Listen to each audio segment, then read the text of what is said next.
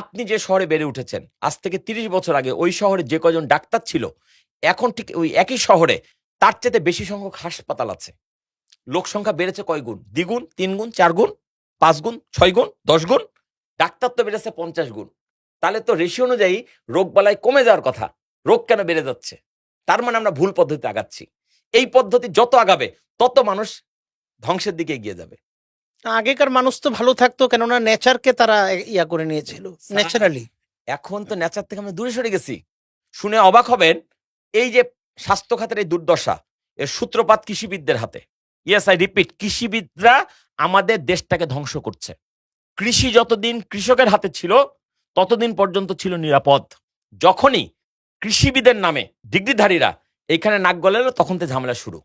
এরা গবেষণাগারে নানা রকম জাত আবিষ্কার করে, যেগুলো একটা কীটনাশক আর সার ছাড়া উৎপাদন করা যায় না। বাংলার মাটিতে, বাংলাদেশের মাটিতে এখন বছরে ১৬,০০০ কোটি টাকার কীটনাশক ছিটানো হয়। কত?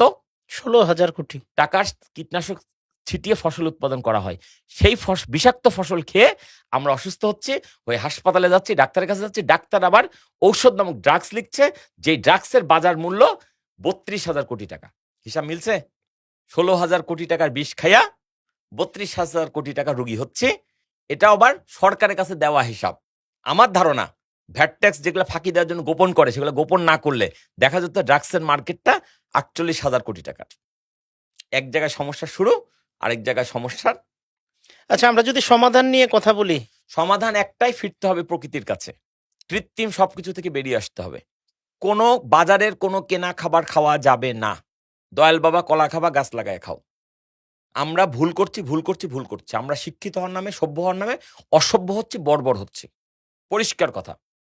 ফিরতে হবে মাটির কাছে, মাটির সাথে সংস্পর্শ থাকতে হবে, মাটিতে হাঁটতে হবে। সভ্যতার সবচেয়ে ভয়ঙ্কর আবিষ্কার হচ্ছে জুতা। মানুষ যখন থেকে জুতা পরতে শিখেছে তখন থেকে তার মাটির সাথে কানেকশন চলে গেছে। এই কারণে মানুষের শরীরে এত রোগ বালাই।